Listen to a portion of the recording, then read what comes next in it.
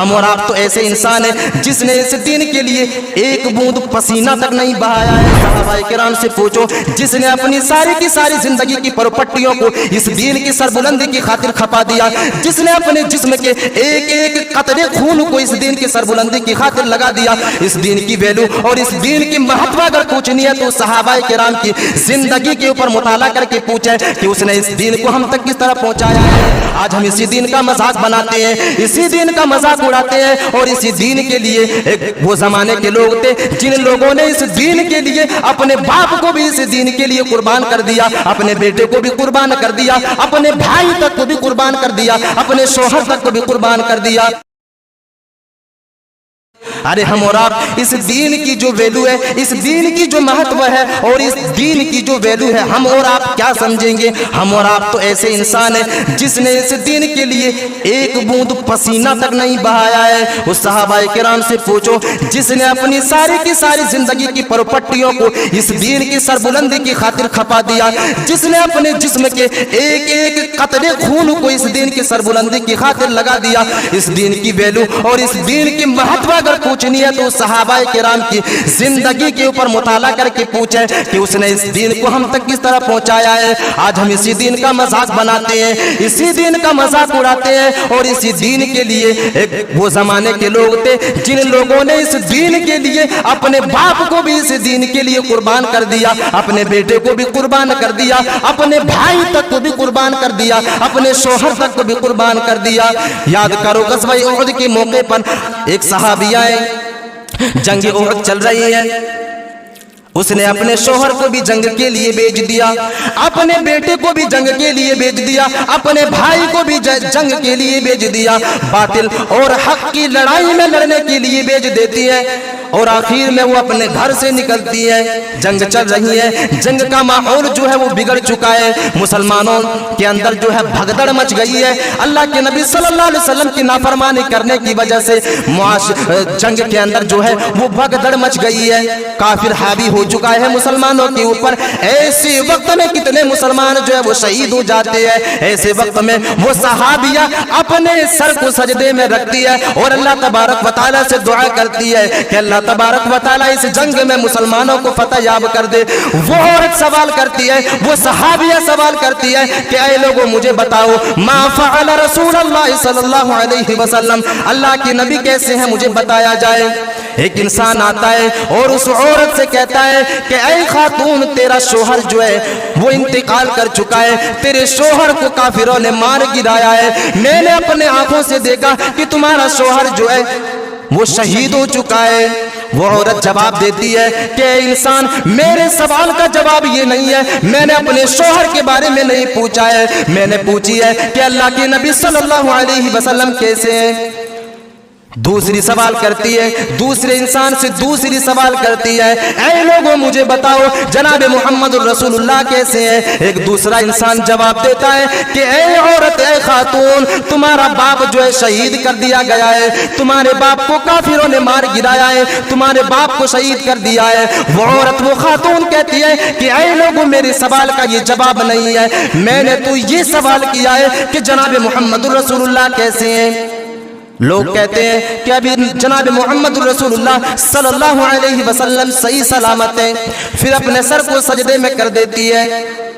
تیسری مرتبہ اپنے سر کو سجدے سے اٹھاتی ہے اور تیسری مرتبہ سوال کرتی ہے کہ اے لوگوں بتاؤ، ما فعل رسول اللہ صلی اللہ علیہ وسلم، اے لوگوں مجھے بتاؤ جناب محمد رسول اللہ کیسے ہیں۔ تیسری مرتبہ ایک انسان جواب دیتا ہے کہ اے خاتون، تیرا بھائی جو ہے وہ شہید کر دیا گیا ہے، تیرا بھائی جو ہے وہ اس دنیا فانی کو چھوڑ کر کے چلا گیا ہے، کافروں نے تمہارے بھائی کو بھی مار گرایا ہے۔ وہ خاتون جواب دیتی ہے کہ اے انسان، ہے انسان بتا، میرے سوال کا یہ جواب نہیں ہے، میں نے اپنے بھائی کے بارے میں تم سے سوال نہیں کیا ہے، میں نے تو یہ سوال کیا ہے کہ اللہ کے نبی صلی اللہ علیہ وسلم کیسے ہیں، اللہ کے نبی صلی اللہ علیہ وسلم کی حالت کیسی ہے۔ وہ انسان جواب دیتا ہے کہ اے خاتون، جناب محمد رسول اللہ صلی اللہ علیہ وسلم ابھی سلامت ہے۔ وہ عورت پھر سے اپنے سر کو سجدے میں کر دیتی ہے اور پھر اپنے سر کو سجدے میں کرنے کے بعد پھر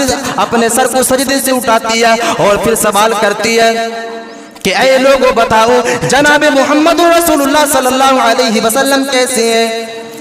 اس عورت کے سوال پر ایک انسان جواب دیتا ہے کہ اے خاتون، ابھی تو جناب محمد رسول اللہ صلی اللہ علیہ وسلم خیمے میں موجود ہے اور وہ صحیح سلامت ہے۔ وہ عورت جواب دیتی ہے، وہ خاتون جواب دیتی ہے کہ مجھے یقین نہیں ہے، مجھے دکھایا جائے کہ میرے نبی ابھی صحیح سلامت ہے، میرے نبی ابھی خیمے کے اندر موجود ہے۔ صحابی بیان کرتے ہیں کہ اس خاتون کو اپنے ساتھ لے کر کے جناب محمد رسول اللہ صلی اللہ علیہ وسلم کے پاس لے کر کے جاتے ہیں۔ جب جناب محمد رسول اللہ صلی اللہ علیہ وسلم کو وہ عورت، وہ خاتون اپنے نظروں سے دیکھتی ہے اور دیکھنے کے بعد کہتی ہے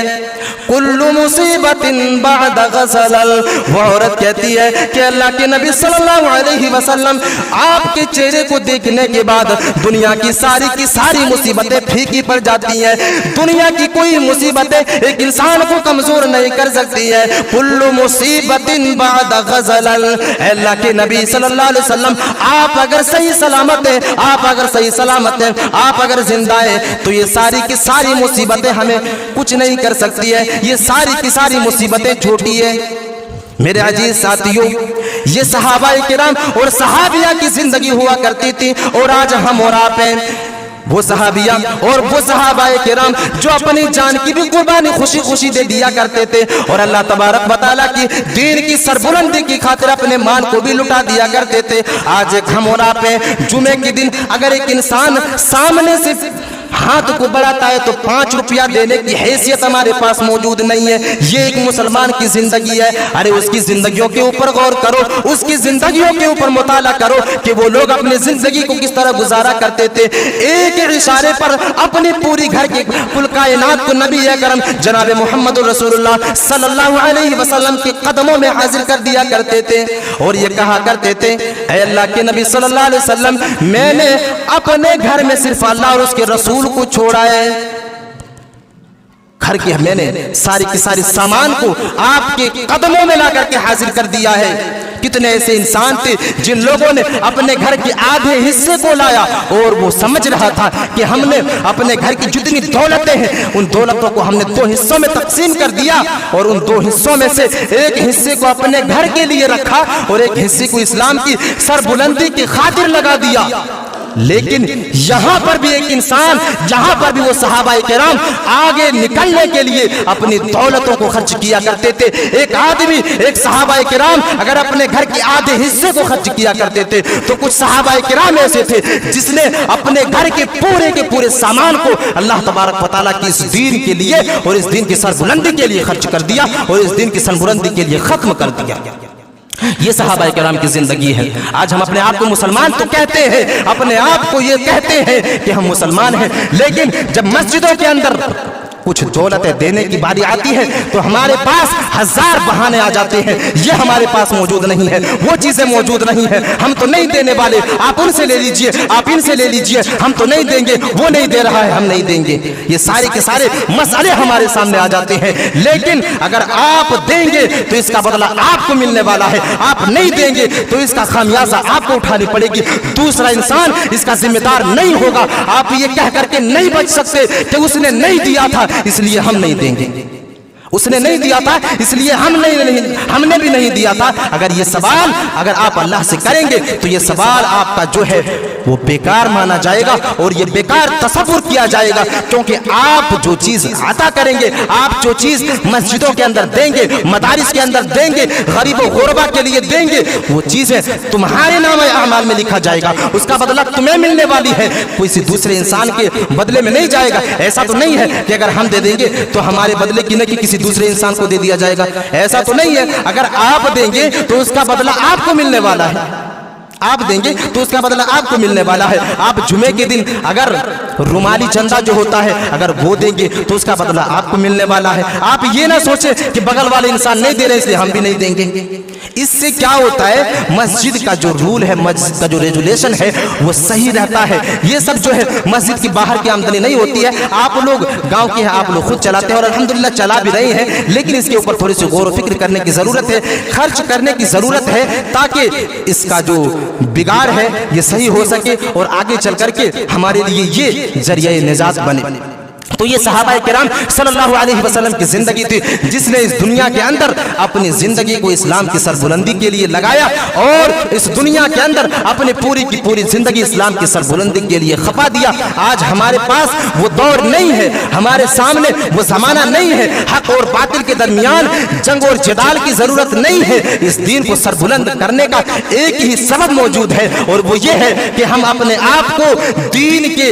اور دین کے محافظ بنائیں، ہم اپنے آپ کو دین کے اوپر عمل کرنے والا بنائیں اور اپنے آنے والی پیڑھیوں کو دین کا علم سکھائیں اور دین کی تعلیم دیں۔ اسی چیز سے ہم اپنے دین کو اس دنیا کے اندر باقی رکھ سکتے ہیں۔ لیکن اگر ہم نے آج اپنے معاشرے کے اندر دین تعلیم کو ختم کیا، اگر آج ہم نے اپنے اولاد کو، اپنے بیٹوں کو، اپنے بچوں کو اگر دین تعلیم دینے سے انکار کیا تو وہ آنے والا زمانہ جو ہوگا، ہمارے بچے جو ہیں، ہمارے آنے والی پیڑھیاں جو ہیں، وہ روشنی کے لیے ترس جائے گی۔ وقت ابھی ہے کہ اس کا علاج کریں، ورنہ آنے والا زمانہ جو ہوگا ہمارے سماج کے لیے اندھیرے کی باعث بننے والی ہے۔ ہمارے سماج کے اندر حدیث کا صحیح مفہوم اور حدیث کا صحیح معنی بتانے والا موجود نہیں ہوگا، ہمارے سامنے قرآن اور حدیث کو صحیح طریقے سے سمجھانے والا موجود نہیں ہوگا، اور اس کا نتیجہ یہ ہوگا کہ ایک انسان ایرو گیرو نتھو پھیرو کے باتوں پر چلے گا اور اس کے باتوں پر چل کر کے اپنے اندر بھی بگاڑ پیدا کرے گا اور اپنے آنے والی نسلوں کو بھی بگاڑے گا اور اپنے لیے جہنم کا باعث بنائے گا اور اپنے خاندان والوں کو بھی جہنم کے گڈھے میں ڈھکیلے گا۔ تو اس پر غور و فکر کرنے کی ضرورت ہے کہ ہم اپنے آپ کو اس دین کے لیے کچھ کرنے کی کوشش کریں۔ باتیں لمبی تھی، میں آخر میں اللہ تبارک و تعالیٰ سے دعا کرتا ہوں کہ پروردگار عالم کہی ہوئی باتوں پر سب سے پہلے مجھے پھر سننے والے تمام سامعین کو اس پر عمل کرنے کی توفیق عطا فرمائے۔ اللہ تبارک و تعالیٰ ہمیں جب تک زندہ رکھے، اسلام پر رکھے اور خاتمہ ہو تو خیر